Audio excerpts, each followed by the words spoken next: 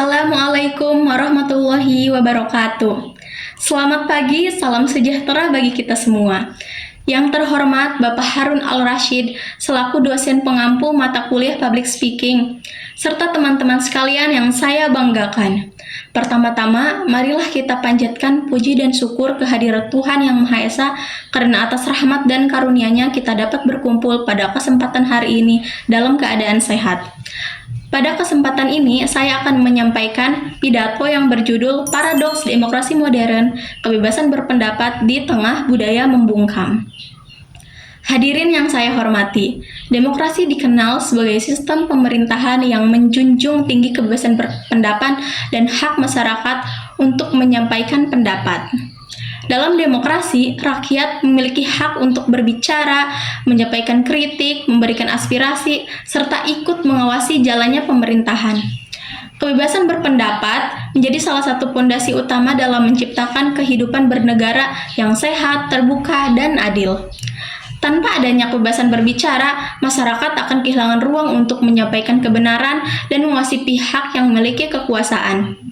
Oleh karena itu, kebebasan berpendapat sering dianggap sebagai ciri utama negara demokrasi modern.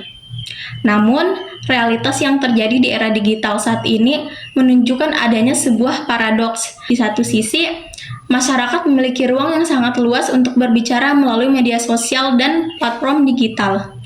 Semua orang dapat menyampaikan opini hanya melalui unggahan, komentar, maupun video yang dapat dilihat oleh ribuan orang dalam waktu singkat. Teknologi telah memberikan kesempatan besar bagi masyarakat untuk lebih aktif dalam menyampaikan pendapat sosial maupun politik.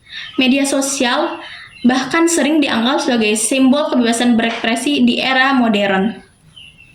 Akan tetapi, di sisi lain, semakin banyak masyarakat yang justru merasa takut untuk menyampaikan pendapat secara terbuka.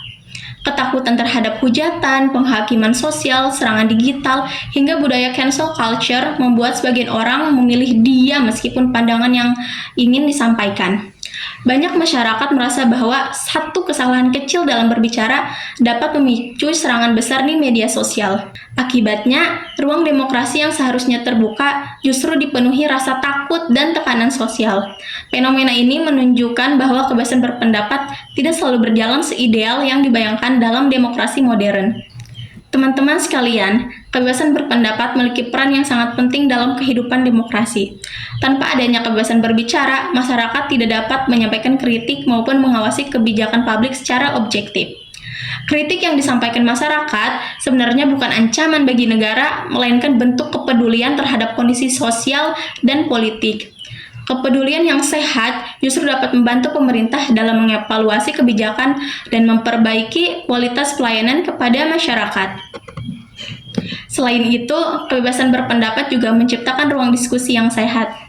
Dalam demokrasi, perbedaan pandangan merupakan hal yang wajar karena setiap individu memiliki pengalaman, latar belakang, dan sudut pandang yang berbeda.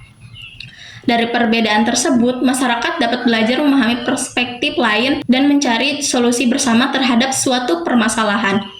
Demokrasi tidak akan berjalan dengan baik apabila masyarakat dipaksa untuk selalu memiliki pandangan yang sama. Oleh karena itu, perbedaan pendapat seharusnya dipandang sebagai bagian alami dari kehidupan demokrasi, bukan sebagai alasan untuk saling membenci. Hadirin yang berbahagia, perkembangan media digital ternyata juga menghadirkan tantangan baru dalam kehidupan demokrasi. Saat ini, media sosial seringkali menjadi ruang yang penuh penghakiman dan konflik.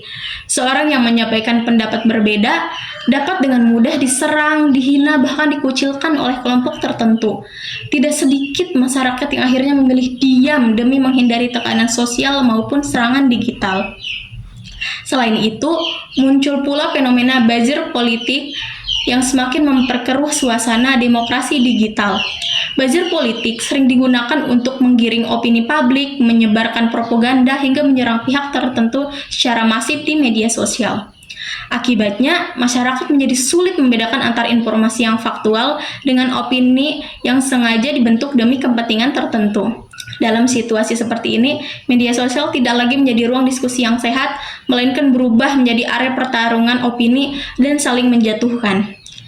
Kondisi ini tentu menjadi ancaman bagi kualitas demokrasi. Ketika masyarakat takut untuk berbicara karena khawatir diserang atau dihakimi, maka demokrasi perlahan kehilangan salah satu nilai terpentingnya, yaitu kebebasan dan partisipasi publik. Demokrasi bukan hanya tentang kebebasan memilih saat pemilu, tapi juga tentang keberanian masyarakat untuk menyampaikan pendapat secara terbuka dan bertanggung jawab. Jika masyarakat memilih diam karena takut, maka suara publik akan semakin kehilangan ruangnya dalam kehidupan demokrasi modern. Dalam menghadapi kondisi ini, pemerintah memiliki tanggung jawab besar untuk menjaga ruang demokrasi agar tetap sehat dan adil. Pemerintah perlu memberantas praktik buzzer politik yang menyebarkan hoax, ujaran kebencian, dan provokasi di media sosial.